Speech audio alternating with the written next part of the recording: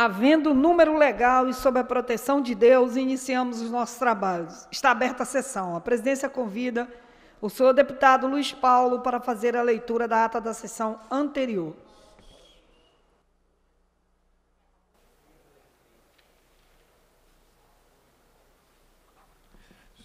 Senhora presidente, deputada Tia Ju, a ata reflete com exatidão o ocorrido na 210ª sessão extraordinária, que, iniciada às 16h05, encerrou-se às 17h20. Lida e aprovada a ata, passa-se ao expediente inicial. O primeiro orador inscrito é o nobre deputado Luiz Paulo. Vossa Excelência dispõe. Abriu aqui a sessão, mas Vossa Excelência já estava inscrito. Vossa Excelência estava inscrito pela ordem. Deputado Luiz Paulo, muito cortês, né? Questão de 1 minuto, menos de 1 minuto, mas Vossa Excelência já estava inscrito. Dispõe de 10 minutos no tempo regimental. Obrigado, deputada Tia Ju. Saudando Vossa Excelência, que preside os trabalhos, queria também saudar as senhoras e senhores deputados que nos assistem de forma presencial ou remota, em especial ao deputado Valdec Carneiro. Queria saudar também a nossa intérprete da linguagem de Libras, que leva a nossa voz àqueles que têm deficiência auditiva. Senhora presidente, o dia de hoje tem sido muito intenso, porque concomitantemente foram realizadas 2 reuniões extremamente importantes.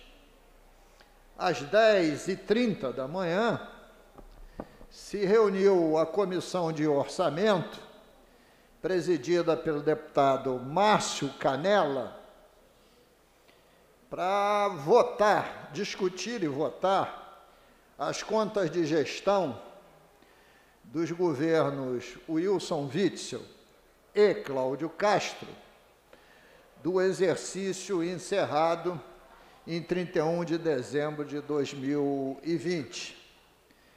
E há muita responsabilidade em votação de contas, visto que o Tribunal de Contas do Estado, em seu parecer, para a decisão definitiva da Assembleia Legislativa, abriu as contas dos mesmos em 2, do senhor Wilson Witzel, de janeiro de 20 ao mês 8 de 20, e do governador atual, Cláudio Castro, do mês 9 ao mês 12 do ano de 2020. E o Tribunal de Contas votou pela rejeição de ambas, de forma apartada.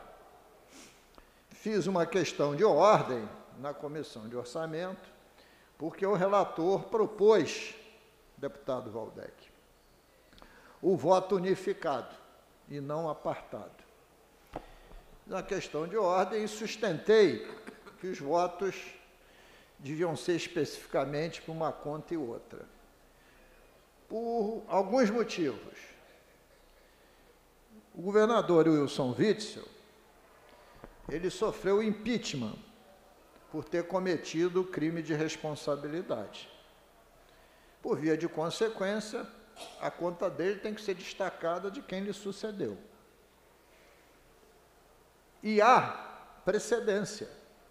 O Tribunal de Contas da União propôs ao Congresso Nacional, quando analisou as contas da presidente Dilma e do presidente Temer, ele apartou uma conta da outra, porque a presidente Dilma também teve processo de cassação por impeachment por crime de responsabilidade. Então, havia o precedente. Mas entendeu a comissão que a minha questão de ordem, apesar de pertinente, devia ser submetida ao pleno da comissão. E perdi por 5 votos a 2. Votou comigo somente o deputado Eliomar Coelho. E, em seguida, veio a votação das contas no mérito. E, evidentemente, se as contas estão juntas, a conta do senhor Wilson Witzel compromete a conta do governador atual, Cláudio Castro, e votei pela rejeição, aí de ambas, já que não estavam apartadas. Voltei a perder de 5 a 2. Segundo voto, também pela rejeição, foi do deputado Eliomar Coelho.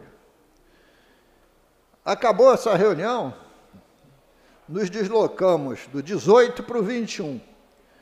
Tinha uma audiência pública lotada, com a participação de diversas comissões, inclusive a Comissão de Constituição e Justiça, que eu e o deputado Waldeck fazemos parte, sobre o PL 41,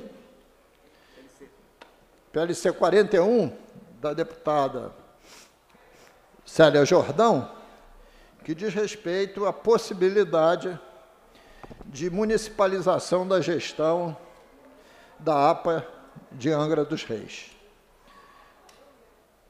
E o auditório lotado, até gente demais para os tempos que nós vivemos.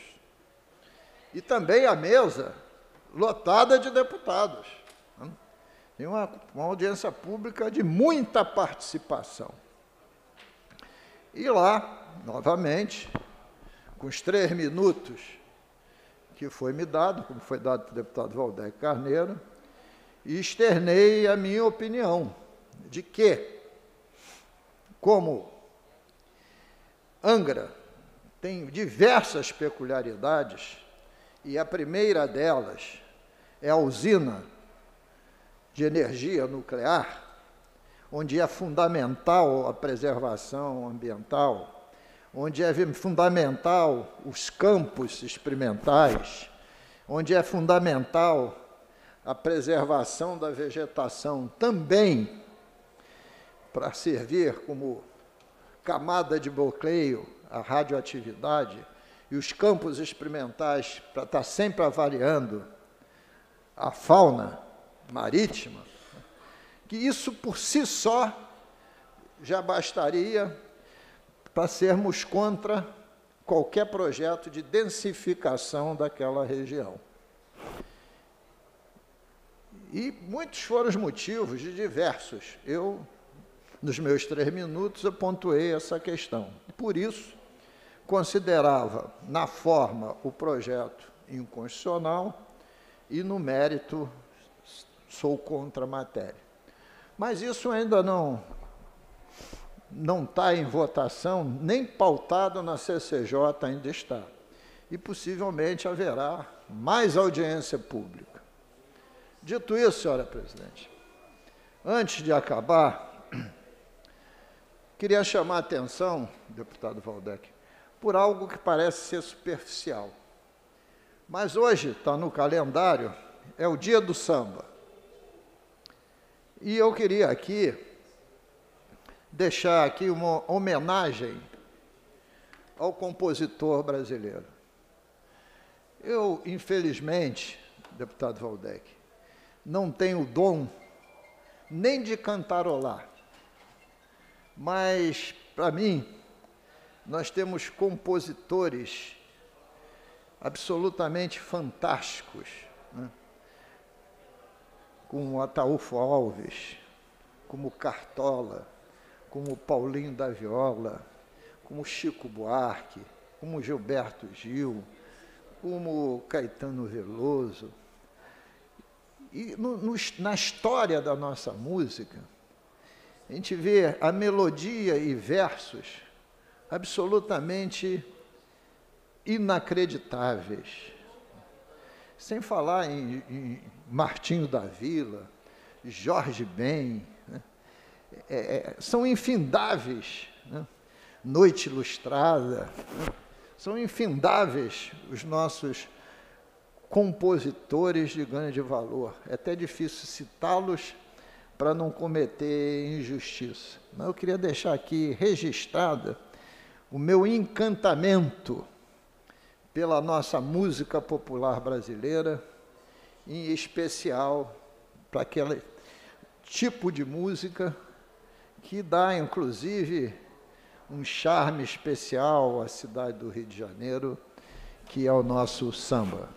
Muito obrigado, presidente. Obrigado, deputado. Próximo orador inscrito é o nobre deputado Valdeco Carneiro. Vossa Excelência dispõe de 10 minutos no tempo regimental.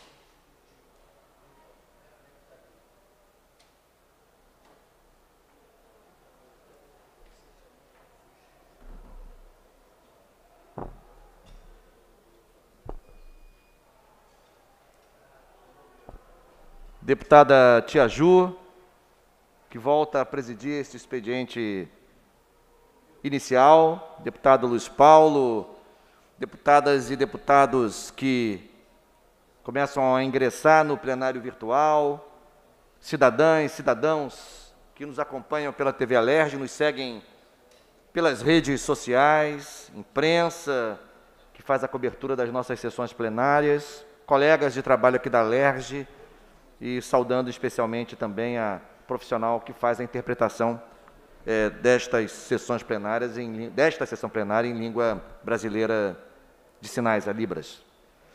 Deputada Tia Ju, 2 temas me trazem à tribuna, como faço diariamente, no dia de hoje. E, de novo, um deles diz respeito à pauta da educação. E o tema que me traz hoje à tribuna, no campo da educação, é, mais uma vez, a expressão, a manifestação de uma preocupação com uma decisão tomada recentemente pela Secretaria de Estado de Educação, de proceder à chamada classificação ou reclassificação das escolas estaduais para o ano de 2022. Do que se trata? Periodicamente, as escolas estaduais passam por um processo de avaliação interna feita pela SEDUC com base em determinados indicadores, principalmente o número de alunos matriculados nas escolas, de modo que se possa avaliar se houve uma maior ou menor taxa de evasão ou de abandono escolar naquela unidade escolar específica,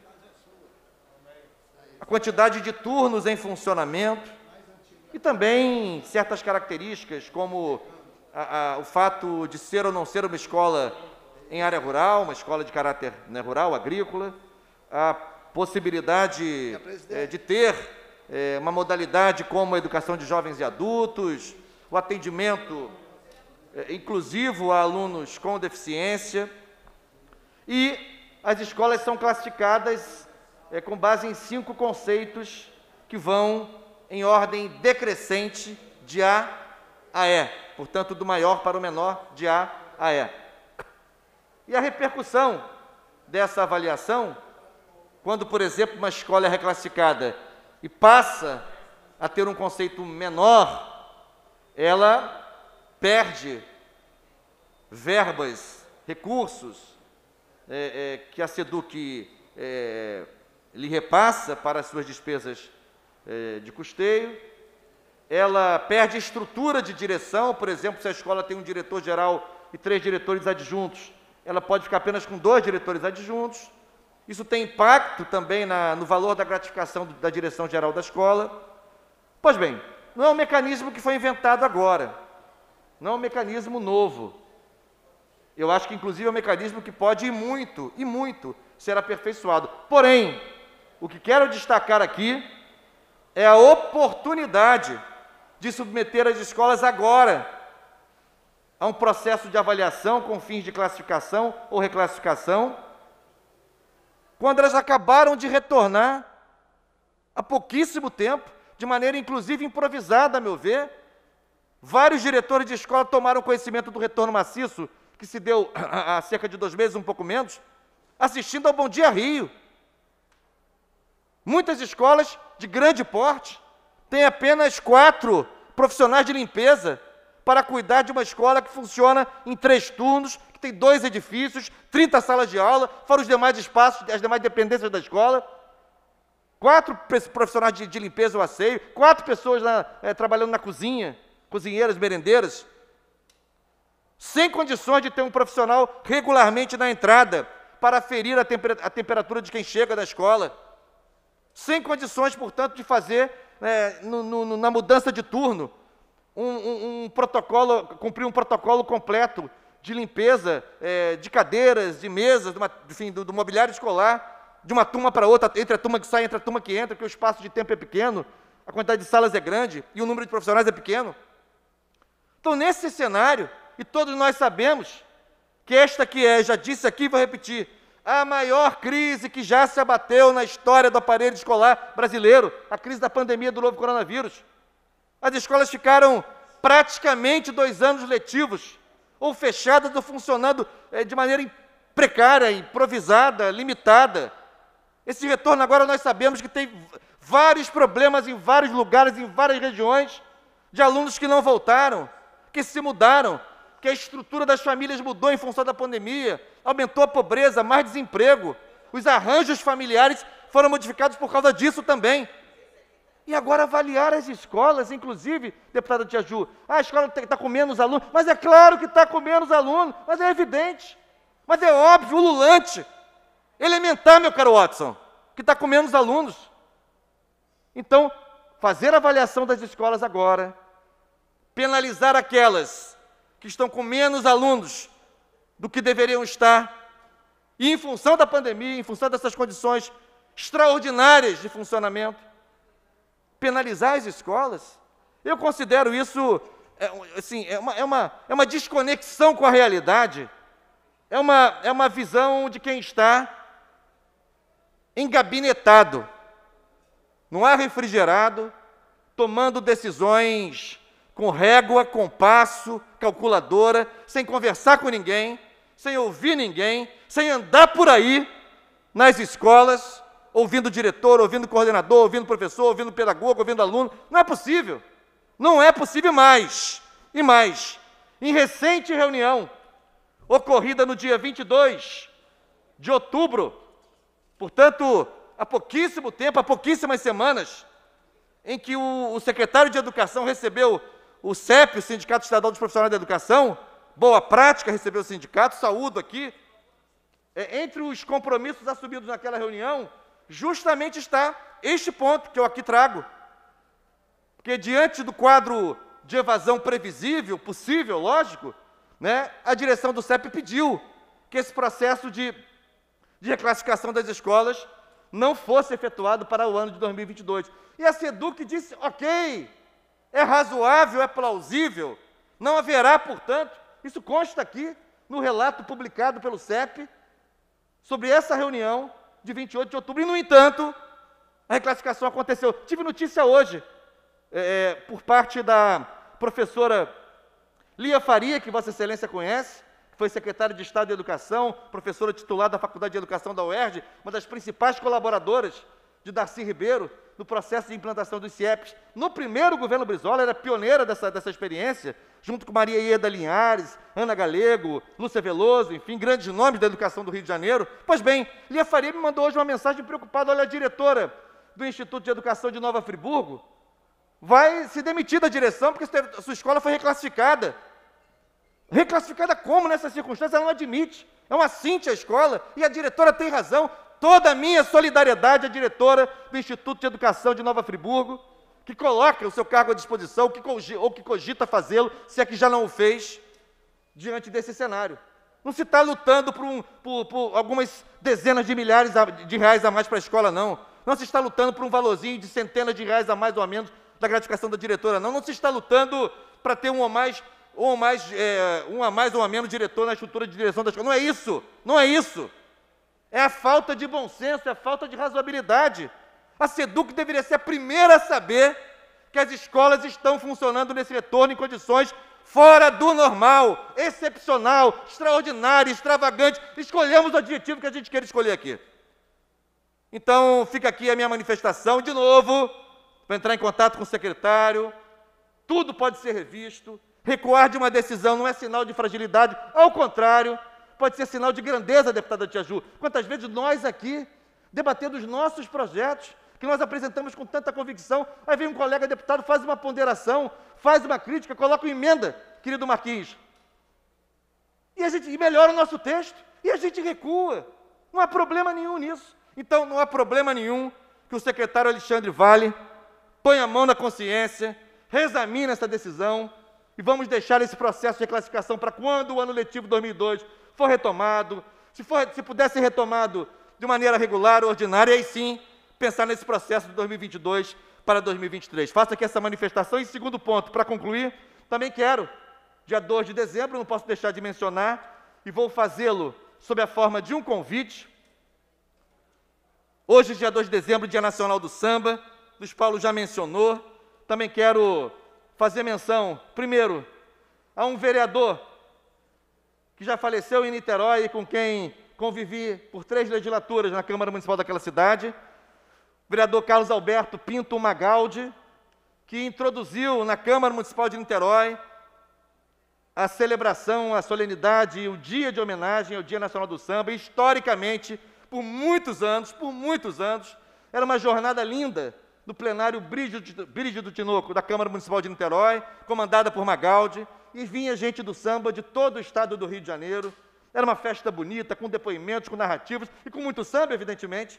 Então, saudar aqui a memória do vereador Magaldi e saudar também os vereadores Jonathan Anjos e Binho Guimarães, que reeditam a experiência. Amanhã, na Câmara Municipal de Niterói, às 14 horas, o Dia Nacional do Samba continuará sendo celebrado em memória a Magaldi e em homenagem, claro, aos compositores e compositoras, cantores e cantoras do samba de Niterói, do Rio de Janeiro e do Brasil. E aí eu convido, no próximo sábado, às 18 horas, na quadra da campeoníssima Portela, e Oswaldo Cruz, ali no eixo Madureira Oswaldo Cruz, às 18 horas, a Alerj vai homenagear, póstumamente, com a medalha Tiradentes, ninguém mais, ninguém menos que Zequete.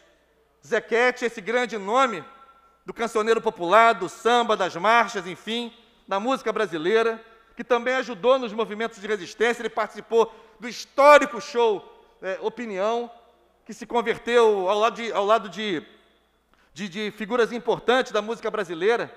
João do Vale, por exemplo. Nara Leão fez um espetáculo que simbolizou um ato de resistência dos artistas, do mundo artístico e cultural, à ditadura que se instalava. E, além disso, autor de grandes joias do samba, da música, da marcha no Brasil. Por exemplo, Máscara Negra, quem não conhece. Quantos de nós, em baile de carnaval, Tia Ju, para quem aprecia, para quem gosta, para quem viveu isso, esperava a banda tocar Máscara Negra como uma espécie de culminância quase do baile? Ou os seus versos absolutamente incomparáveis quando se refere ao samba e diz: eu sou o samba, né? Portanto, fazendo uma alusão ao que representa o samba, a voz do povo. Pois é o samba que leva a alegria para os corações brasileiros. Portanto, viva Zequete com a sua poesia, com a sua genialidade. Então, eu convido deputados e deputadas para, no próximo sábado, na quadra da Portela, às 18 horas, a medalha Tiradentes, que foi uma iniciativa do nosso mandato, iniciativa do mandato do deputado André Siciliano, e vários deputados e deputadas subscreveram a proposta, como, por exemplo, o deputado Eliomar Coelho, presidente da Comissão de Cultura. Eu sou o samba, sou natural daqui do Rio de Janeiro, sou eu quem leva a alegria para milhões de corações brasileiros. Viva Zequete, viva o samba, viva o Dia Nacional do Samba, que se celebra hoje, 2 de dezembro. Obrigado. Obrigada, deputado. O samba faz parte da história brasileira, não só do Rio de Janeiro, né? O samba faz parte da história brasileira, o samba também está enraizado na Bahia. E a gente precisa prestigiar essa cultura brasileira que é o samba. Não havendo mais oradores inscritos, a presidência suspende a sessão até às 15 horas, quando retornaremos com a ordem do dia. Está suspensa a sessão.